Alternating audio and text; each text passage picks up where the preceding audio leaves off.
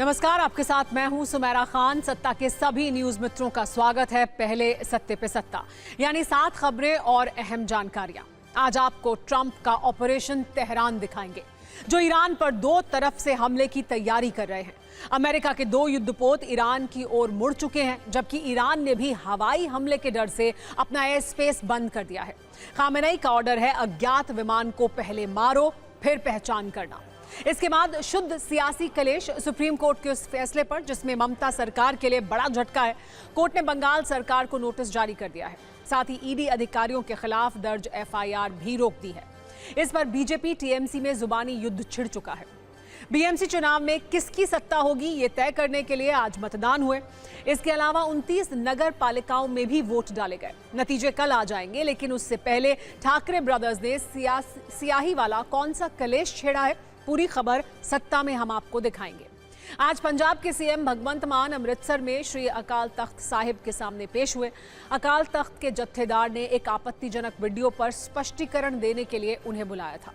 भगवंत मान ने कहा कि उन्होंने अकाल तख्त को कभी भी चैलेंज नहीं किया है। एक बड़ी खबर सियासत से, वाराणसी के मणिकर्णिका घाट के पुनर्विकास पर बड़ी सियासी जंग छिड़ी है। कांग्रेस अध्यक्ष मल्लिकार्जुन खड़गे ने इसे लेकर पीएम मोदी पर कटाक्ष किया और ये कहा वो अपना नाम अंकित करने के लिए हर ऐतिहासिक धरोहर को मिटाना चाहते हैं। आज सत्ता में आपको भारतीय सेना का शौर्य पथ दिखाएंगे, जिसकी चर्चा पाकिस्तान और चीन तक है। आज भारतीय सेना के 78वें स्थापना दिवस पर जयपुर में आर्मी परेड हुई, लेकिन जिस नाम की सबसे ज्यादा चर्चा है वो है भैरव बटालियन। और एक बड़ी खबर बांग्लादेश से है, जहां खिलाड़ियों की बगावत के बाद बीसीबी ने डायरेक्टर एम नजमुल इस्लाम को हटा दिया गया है। नजमुल ने बांग्लादेश के पूर्व कप्तान तमीम इकबाल को भारतीय एजेंट कह दिया था, जिससे बांग्लादेशी क्रिकेटर्स बहुत गुस्से में थे। उनकी नाराजगी के बाद ये एक्शन हुआ है। सत्ता में सबसे पहले बात करते हैं ईरान की, जहां इस वक्त सबसे बड़ा सत्ता युद्ध चल रहा है। एक ऐसी जंग जिसमें कुर्सी की लड़ाई है, वर्चस्व की लड़ाई है, अस्तित्व की लड़ाई है।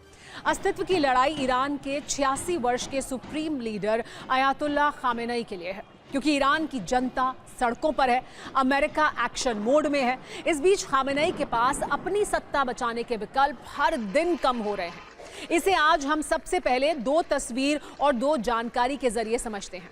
इससे आपको यह समझ में आ जाएगा कि ईरान पर अगले कुछ घंटे कैसे भारी हैं। पहली तस्वीर अमेरिका के गेम चेंजर एयरक्राफ्ट कैरियर की है, जो ईरान की ओर चल चुका है, जो समंदर से तबाही लाने का प्रण ले चुका है, जिसके ट्रंप की ओर से आदेश जिसे मिल चुके हैं। वहीं दूसरी तरफ ईरान के अंदर की बात, जहां विरोध प्रदर्शन अब और ज्यादा विस्फोटक रूप ले चुका है। हजारों की संख्या में प्रदर्शनकारी ईरान की सड़कों पर हैं। ईरान की राजधानी तेहरान की गलियों में, तेहरान में गली गली ये शोर है कि खामेनेई की सत्ता ईरान से खत्म होने वाली है। ये दोनों तस्वीर खामेनेई के दिल में खंजर की तरह चुभ रही होंगी।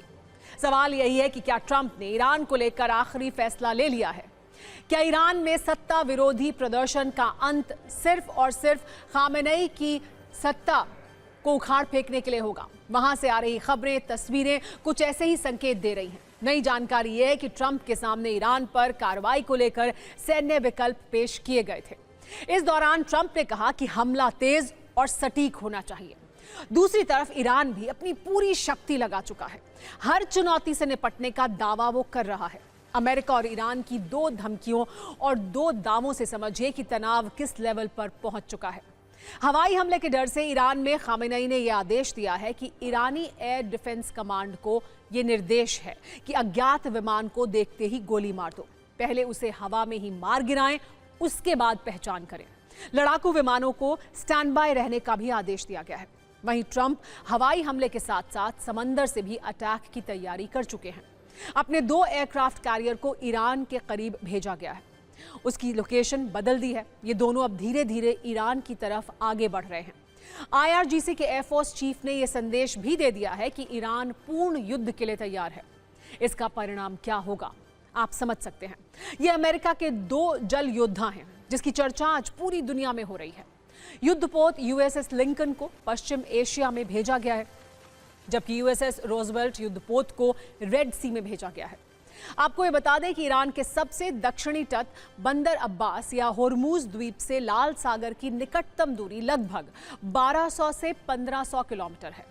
बाब अल मंदेब स्ट्रेट, जो लाल सागर का मुख्य प्रवेश द्वार है, यहां से ईरान की दूरी लगभग 1200 किलोमीटर है। यहां पर नोट करने वाली बात यह है कि अमेरिका के युद्धपोत में कई ऐसी मिसाइलें और लड़ाकू विमान हैं जिनकी रेंज इससे कहीं ज्यादा है। मतलब यह कि अमेरिका ईरान की सीमा के अंदर घुसे बिना उसके शहरों को तबाह कर सकता है, स्ट्राइक कर सकता है। अब आपको हम साथ वीडियो कुंजी से बताते हैं कि ईरान के अंदर कैसे हालात हैं। ईरान के सभी 31 प्रांतों में चल रहा विरोध प्रदर्शन अब कितना विस्फोटक हो चुका है और इस आक्रोश और आवाज को दबाने के लिए ईरान की सरकार क्या कर रही है, कैसे प्रदर्शनकारियों पर फायरिंग की जा रही है। खामेनेई की स्पेशल फोर्स IRGC के जवान प्रदर्शनकारियों के साथ कैसा व्यवहार कर रहे हैं, ये आप देखिए। वहीं तेहरान में आगजनी की जा रही है, तोड़फोड़ की जा रही है, सरकारी संस्थाओं को टारगेट किया जा रहा है, विद्रोही तानाशाह मुर्दाबाद के नारे लगा रहे हैं। ईरान में हिंसक प्रदर्शन की वजह से भारत सरकार ने अपने नागरिकों के लिए एक एडवाइजरी जारी की है। ये कहा गया है कि भारतीय नागरिक, चाहे वो छात्र हो, तीर्थयात्री हो, व्यापारी हो या पर्यटक, इस समय अगर ईरान में हैं तो उन्हें जल्द से जल्द वहां से निकल जाना चाहिए। ऐसे ही हालात की वजह से ये एडवाइजरी जारी की गई है। आपको ये भी बता दें कि ईरान से भारतीयों का पहला दल कल रवाना होगा। इस वक्त ईरान में 10,000 भारतीय मौजूद हैं। ईरान में विरोध प्रदर्शन को गोली से कुचला जा रहा है। निहत्थे प्रदर्शनकारियों पर IRGC के जवान फायरिंग कर रहे हैं। खामेनेई का विरोध करने पर बीच सड़क मौत की सजा दी जा रही है, गोली मारी जा रही है। दावा है कि ईरान में 12,000 लोगों की मौत हो चुकी है। सिर्फ सड़क पर उतरे प्रदर्शनकारियों पर फायरिंग नहीं हो रही है, बल्कि अस्पताल में घायल प्रदर्शनकारियों को भी गोली मारी जा रही है। ईरान के अस्पताल में फायरिंग की ये तस्वीर सुरक्षा बलों के अत्याचार को बखूबी बयां कर रही है। ईरान की सत्ता के सख्त तेवर के बावजूद प्रदर्शनकारी रुक नहीं रहे हैं। वो आज़ादी वाले नारे लगा रहे हैं, खामेनेई की सत्ता को खत्म करने की मांग कर रहे हैं, वो भी ईरान की राजधानी तेहरान में। इतना ही नहीं, सरकार विरोधी प्रदर्शन के दौरान प्रदर्शनकारी जश्न मनाते भी देखे गए हैं। ईरान में कई शहरों में सुरक्षा बल और प्रदर्शनकारी आमने सामने देखे गए। मौका मिलते ही प्रदर्शनकारी सुरक्षा बलों पर हमला कर रहे हैं। कुल मिलाकर ईरान के 150 शहरों में सत्ता विरोधी शोले हैं। ईरान में सरकार विरोधी प्रदर्शन 28 दिसंबर को शुरू हुए थे। उस दिन तेहरान में स्थानीय व्यापारी अमेरिकी डॉलर के मुकाबले ईरानी मुद्रा रियाल की कीमत में एक और बड़ी गिरावट के खिलाफ सड़कों पर उतर आए थे। उसके बाद से लगातार हर प्रांत में प्रदर्शन हो रहे हैं। आपको ये बता दें कि तेहरान में प्रदर्शनों से इंफ्रास्ट्रक्चर को भारी नुकसान हुआ है। सड़कें, इमारतें, सरकारी भवन तोड़े गए हैं। एक अनुमान के अनुसार अब तक 170 करोड़ रुपए का नुकसान सिर्फ तेहरान में ही हो चुका है। प्रदर्शनकारी तेहरान में 26 बैंक, अस्पतालों और अन्य संस्थानों पर हमले कर चुके हैं। ईरान पर हमले के लिए अमेरिका भी कई विकल्पों पर चर्चा कर चुका है। इसमें से एक है हवाई घेराबंदी, जिसकी ईरान को सबसे ज्यादा चिंता है। इसके संकेत भी मिल रहे हैं। पहला संकेत यह है कि पूर्वी इराक में अमेरिकी फाइटर जेट तैनात हैं। यहाँ से ईरान की दूरी बहुत कम है, यहाँ से ईरान तक पहुंचना आसान है।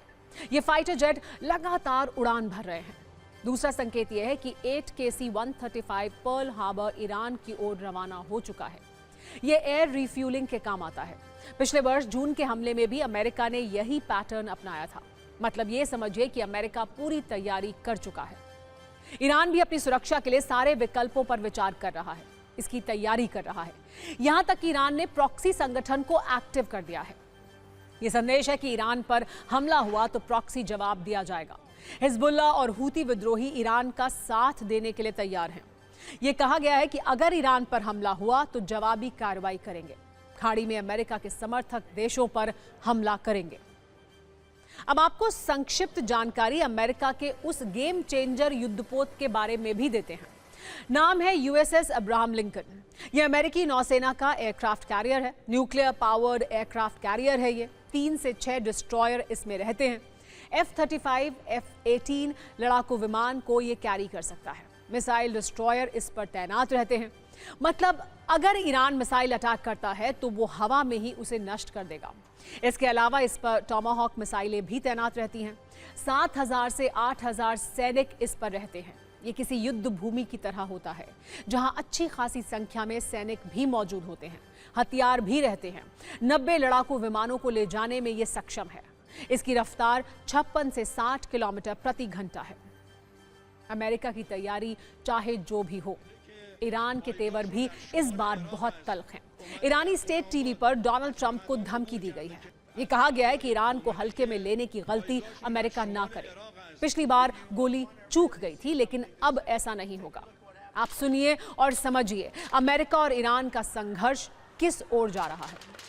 ट्रंप के दूसरे टारगेट ग्रीनलैंड की करते हैं। ट्रंप किसी भी हाल में ग्रीनलैंड वाली जिद से पीछे हटने को तैयार नहीं है। इसके लिए वो नेटो से भी टकराने को तैयार है। ट्रंप की ग्रीनलैंड जिद ने अमेरिका और यूरोप के बीच जंग की आशंका को बढ़ा दिया है। ट्रंप को पहले बातचीत से समाधान की उम्मीद थी, लेकिन अमेरिका से ग्रीनलैंड के प्रतिनिधि मंडल की बातचीत के बाद ये उम्मीद खत्म हो गई है। ग्रीनलैंड ने साफ कह दिया है कि वो डेनमार्क के साथ ही रहना चाहता है। इसके बाद ट्रंप ने फिर अपना ग्रीनलैंड प्रण दोहराया है। लेकिन ट्रंप के इस ग्रीनलैंड वाले सपने के बीच यूरोप वाली बाधा है, क्योंकि ट्रंप को रोकने के लिए यूरोप ने ग्रीनलैंड में सैन्य तैनाती शुरू कर दी है। व्हाइट हाउस की तरफ से एक तस्वीर पोस्ट की गई। इस तस्वीर में ग्रीनलैंड में दो रास्ते दिखाए गए हैं, जिसमें एक तरफ अमेरिका का झंडा और दूसरी तरफ रूस और चीन का झंडा है।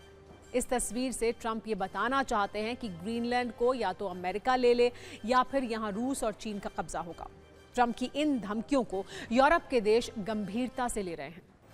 ये देश मिलकर ग्रीनलैंड में आर्कटिक एंड्योरेंस युद्धाभ्यास करने वाले हैं, जिसमें डेनमार्क के साथ जर्मनी, फ्रांस समेत यूरोप के कई देश शामिल होंगे। जर्मनी अपनी स्पेशल सर्विलांस टीम भेज रहा है। फ्रांस माउंटेन वॉरफेयर यूनिट्स की तैनाती कर रहा है। नॉर्वे, स्वीडन और ब्रिटेन भी अपने आर्मी ऑफिसर यहां भेज रहे हैं। कनाडा और नीदरलैंड ने भी सैनिक और गोला बारूद भेजने का फैसला लिया है। ग्रीनलैंड की राजधानी नूक में हर्क्यूलिस विमान से हथियार पहुंचाए जा रहे हैं। यूरोपीय देशों के सैनिक भी यहां पहुंच रहे हैं, क्योंकि ये ट्रंप कह चुके हैं कि वो ग्रीनलैंड को कब्जाने का हार्ड वे भी अपनाएंगे, यानी हमला भी करेंगे। अगर ऐसा हुआ तो यूरोप और अमेरिका की सीधी टक्कर होगी। ट्रंप इस बात को समझते हैं, इसीलिए उन्होंने नेटो देशों को भी टारगेट कर लिया है। एक सोशल मीडिया पोस्ट में ट्रंप ने लिखा, ग्रीनलैंड अमेरिका के गोल्डन डोम सिस्टम के लिए जरूरी है, इसीलिए नेटो को इसमें अमेरिका की मदद करनी चाहिए, क्योंकि बिना अमेरिका के नेटो की भी कोई ताकत नहीं है। सैन्य तैनाती वाले शक्ति प्रदर्शन से यूरोप के देश ट्रंप के इसी नैरेटिव को काउंटर करना चाहते हैं। साथ ही वो बताना चाहते हैं कि यूरोप की संप्रभुता से किसी भी कीमत पर समझौता नहीं होगा। यूरोप की ये सैन्य तैयारी ग्रीनलैंड में रूस और चीन के दखल वाले ट्रंप के आरोप का रणनीतिक जवाब भी है। वैसे देखा जाए तो तुर्की और हंगरी जैसे कुछ देशों को अगर छोड़ दें तो ज्यादातर नेटो देश खुलकर ट्रंप के खिलाफ हैं। यानी ट्रंप की ग्रीनलैंड वाली जिद दुनिया में महायुद्ध की वजह बन सकती है। कल ग्रीनलैंड और अमेरिका के प्रतिनिधि मंडल में बातचीत हुई। तब ग्रीनलैंड ने यह साफ किया कि वो डेनमार्क के साथ ही रहेगा। यहां आपके मन में एक सवाल जरूर होगा कि आखिर ग्रीनलैंड को डेनमार्क की जरूरत क्यों है। दरअसल ग्रीनलैंड के लोग राजनीतिक रूप से डेनमार्क से आजाद होना चाहते हैं, लेकिन आर्थिक तौर से वो इसके लिए तैयार नहीं है, क्योंकि ग्रीनलैंड की अर्थव्यवस्था मछली निर्यात पर निर्भर है। निर्यात में 98% हिस्सा मछली और झींगा है। यहाँ माइनिंग और टूरिज्म से सिर्फ 2 से 5% इनकम ही होती है। ग्रीनलैंड के 40% लोग सरकारी कर्मचारी हैं। यहाँ की कुल आबादी सिर्फ 56,000 है। कम आबादी की वजह से निजी क्षेत्र के व्यवसाय ना के बराबर है। यहाँ तक कि एक शहर से दूसरे शहर जाने के लिए सड़क नहीं है। लोग डॉग स्लेज का या नाव से ही सफर करते हैं। हालात ये है कि अगर डेनमार्क अपनी सब्सिडी रोक दे तो ग्रीनलैंड का पूरा सरकारी ढांचा ढह जाएगा। डेनमार्क हर साल ग्रीनलैंड को लगभग $500 मिलियन यानी करीब 4,500 करोड़ रुपए की ग्रांट और सब्सिडी देता है। ये राशि ग्रीनलैंड के कुल बजट का आधा और उसकी जीडीपी का लगभग 20% है। अमेरिका अगर ग्रीनलैंड को खरीदता है तो ये उसके लिए भी महंगा सौदा होगा। सब्सिडी को जारी रखने के लिए अमेरिका को हर नागरिक पर सालाना करीब 15 लाख रुपए खर्च करने होंगे। यह अमेरिका के किसी भी अन्य राज्य के मुकाबले बहुत ज्यादा खर्च है। ग्रीनलैंड की बर्फ के नीचे यूरेनियम और दुर्लभ खनिजों का खजाना है। दुनिया की नजरें इन खनिजों पर हैं, लेकिन वहां माइनिंग शुरू करने के लिए अरबों डॉलर के निवेश और वर्षों के इंतजार की जरूरत है। मछली पकड़ने वाले इस द्वीप को माइनिंग हब में बदलना एक लंबी प्रक्रिया है। अंतर्राष्ट्रीय कूटनीति के बाद अब देसी राजनीति की बात करते हैं, जिसमें आज का शब्द है ईडी यानी एनफोर्समेंट डायरेक्टरेट। जो मनी लॉन्ड्रिंग, विदेशी मुद्रा उल्लंघन और आर्थिक अपराधों की जांच करती है। इसे देश की प्रीमियम जांच एजेंसी समझा जाता है। लेकिन सोचिए, तब क्या हो जब अलग अलग राज्यों में ईडी के अधिकारियों के खिलाफ ही एफआईआर होने लगे, उनके दफ्तर पर छापे पड़ने लगे और दखल सुप्रीम कोर्ट को देना पड़े। आज ये चर्चा इसलिए है क्योंकि देश के 2 राज्य पश्चिम बंगाल और झारखंड में ईडी पर राज्य की पुलिस एक्शन लेने की कोशिश में है।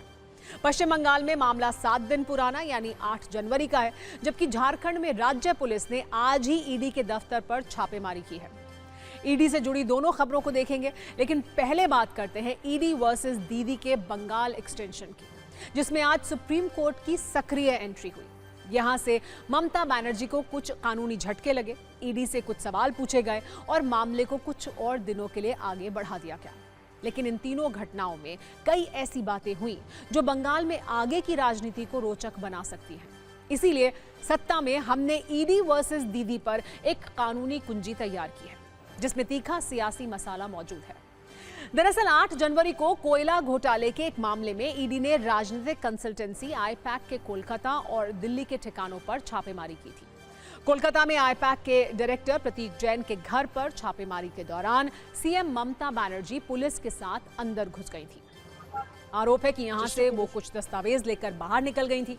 इसके बाद ईडी ने सुप्रीम कोर्ट में ममता बनर्जी और पश्चिम बंगाल की पुलिस पर जांच में बाधा डालने का आरोप लगाया, जिस पर आज सुप्रीम कोर्ट में सुनवाई हुई। इस सुनवाई के दौरान सुप्रीम कोर्ट ने 3 बड़ी बातें कही। पहली बड़ी बात, ईडी के काम में रुकावट न डालें। दूसरी बात, ईडी के खिलाफ दर्ज एफआईआर पर रोक रहेगी। और तीसरी बात, ईडी की रेड पर पुलिस का दखल एक गंभीर मामला है। वैसे इस मामले में कोर्ट में काफी तीखी बहस हुई। इस सुनवाई के दौरान ईडी की तरफ से सॉलिसिटर जनरल तुषार मेहता और बंगाल सरकार की तरफ से वरिष्ठ वकील कपिल सिब्बल पेश हुए। मामले की शुरुआत में सुप्रीम कोर्ट ने पूछा कि ईडी वहां किस लिए गई थी, किस बात की जांच चल रही थी।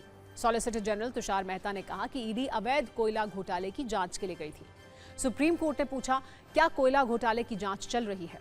इस पर सॉलिसिटर जनरल ने कहा कि जी हां, कोयले का भुगतान कैश में किया जाता था, समन का कोई जवाब नहीं मिला।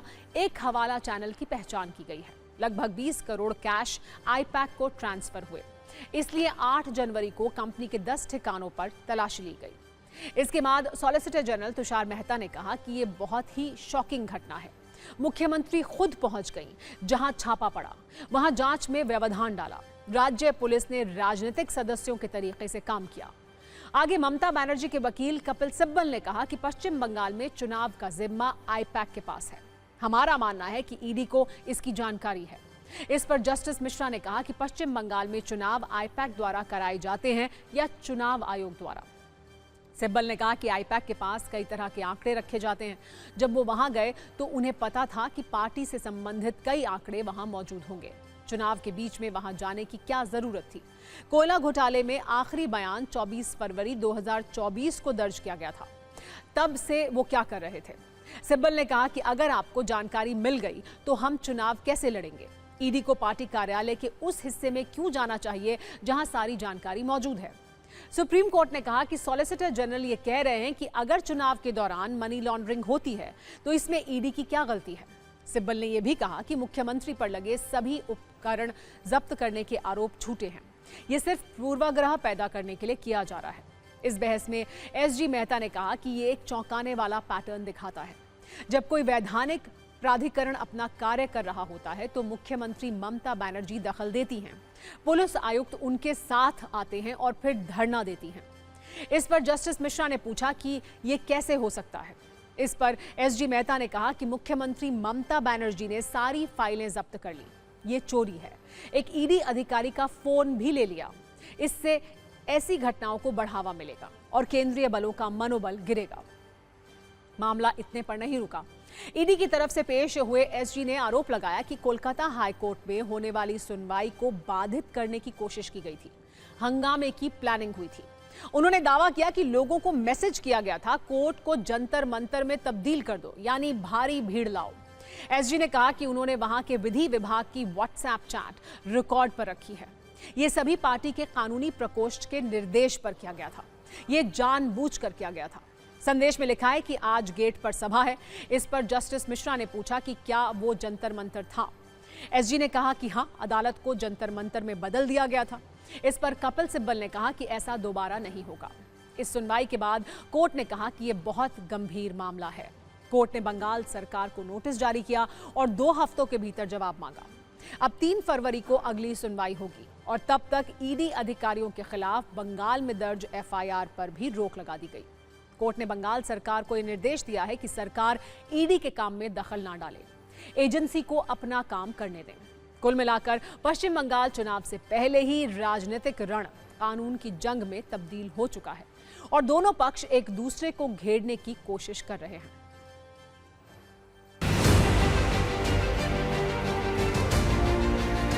Supreme Court has issued only notice and stayed the criminal cases initiated by on the basis of the complaint initiated by the Calcutta police. That has been stayed. Importantly, 2 or 3 observations are there.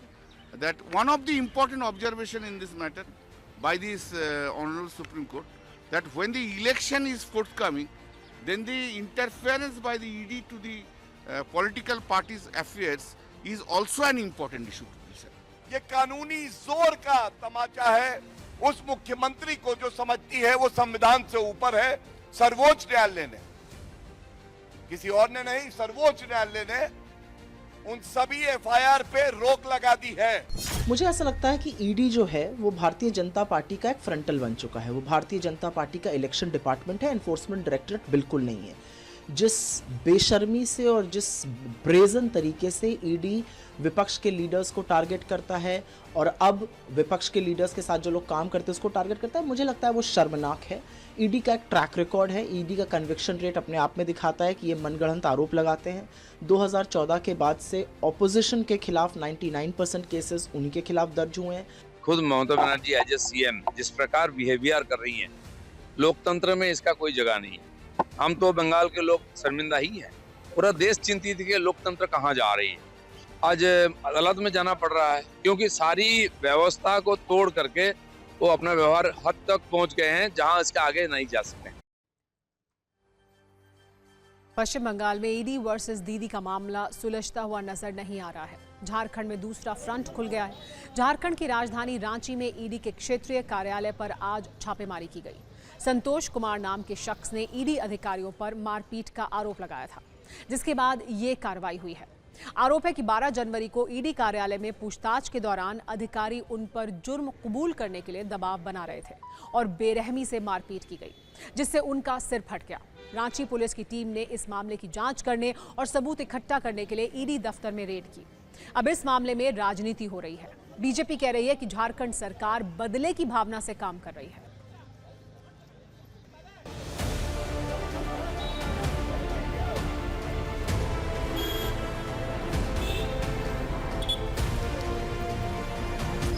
यानी आप कह सकते सुनियोजित तरीके से इस राज्य में घोटालाबाजों को बचाने के लिए सरकार और पुलिस महकमा किस प्रकार से काम कर रही है, इससे बड़ा और ताजा उदाहरण कुछ भी नहीं हो सकता है। और लगता है नियम कानून को तर्ज पर रख करके डीजीपी को आज दादा मिश्रा को भी शायद इसीलिए नियुक्त किया गया। ये पूरी तरह एक प्लांटेड स्टोरी। अब रांची पुलिस पहले से तैयार बैठी थी कि तुम जाओ माथा फोड़ो, हम एफआईआर करेंगे, और आज रांची पुलिस घेर लेती है। तो घोटालेबाज तो घोटाला करते रहेंगे, फिर ये संस्थाओं का क्या बात होगा। कुल मिलाकर पूर्वी भारत में ईडी सिर्फ जांच नहीं कर रही है, बल्कि जांच के घेरे में भी है और ये मामला लंबा चल सकता है।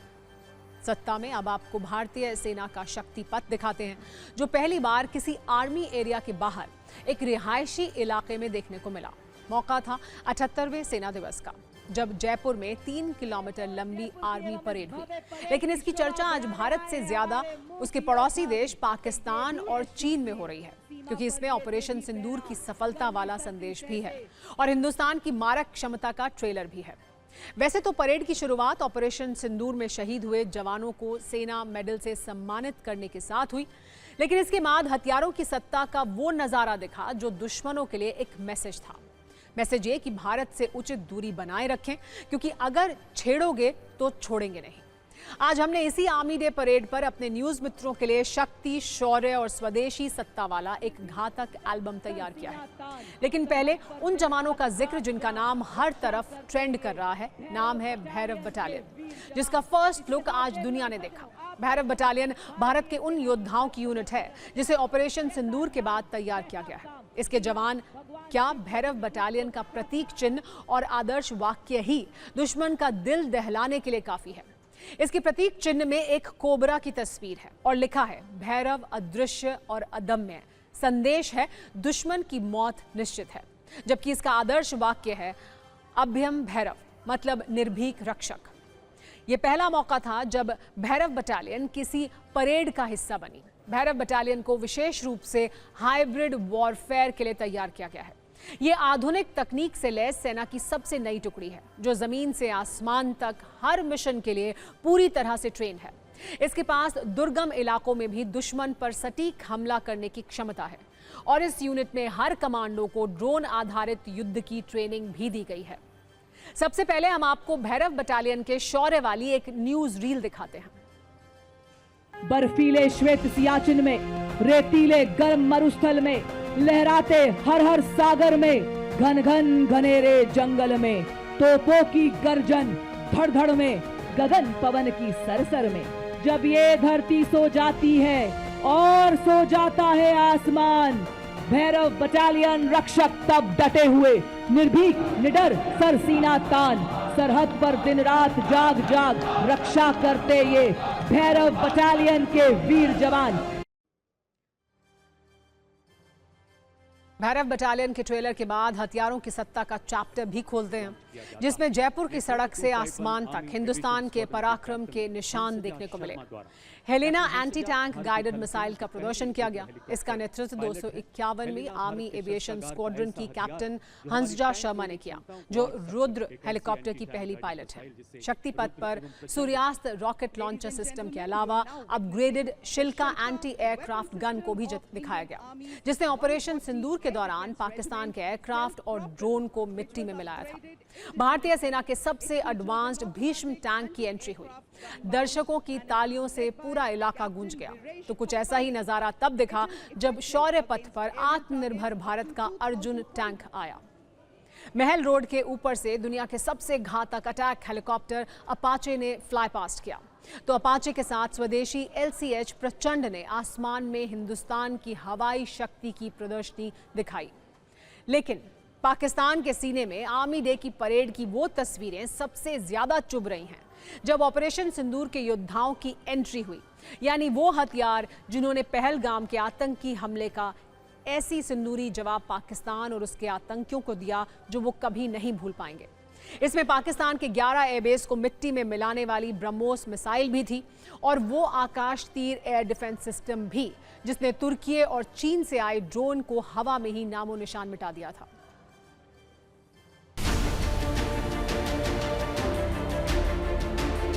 आर्मी डे के मौके पर आपको झलक नजर आ रही है भारत के मजबूत हथियारों की। वो हथियार जो कि भारत की स्वदेशी ताकत को बढ़ाते हैं। यहाँ ठीक हमारे सामने आप ये जो मजबूत हथियार देख रहे हैं, ये K9 वज्र है। बेसिकली ये एक तरीके की होवित्जर गन है जो कि टैंक्स के ऊपर यानी कि इस गाड़ी के ऊपर तैनात की गई है। और ये बहुत ही खास अवसर है भारतीय लोगों के लिए भी, भारतीय जनता के लिए, भारतीय सेना की गौरवशाली विरासत को दिखाने के लिए, प्रदर्शित करने के साथ साथ इस परेड में ऑपरेशन सिंदूर के दौरान अपनी क्षमता जो है वो सिद्ध करने वाले आधुनिक हथियारों और स्वदेशी रूप से विकसित उपकरणों का भी जो है और प्रणाली जो है, स्वदेशी रॉकेट सिस्टम जो है, उनको यहाँ पर दिखाया जा रहा है। ब्रह्मोस जिसका इस्तेमाल ऑपरेशन सिंदूर में किया गया, रशिया और इंडिया के जॉइंट वेंचर का ये इक्विपमेंट है। और ठीक हमारे सामने ये आकाश मिसाइल सिस्टम है। आकाश मिसाइल सिस्टम जो है वो भारत की स्वदेशी तकनीक है। कम दूरी की सतह से हवा में मार करने वाली ये मिसाइल प्रणाली है। ठीक हमारे सामने आप देख सकते हैं 155 कैलिबर 45 कैलिबर धनुष स्वदेशी गन। ये एक तरीके से जो बोफोर्स है उसकी रिप्लिका है या उसी की तरीके का एक स्वदेशी वर्जन है जो कि हमारे एलएसी और एलओसी पर तैनात किया गया है। ये स्वदेशी शक्ति के तहत तैयार किए गए तमाम वो इक्विपमेंट से जो हमारी भारतीय सेना को ग्राउंड पर और भी ज्यादा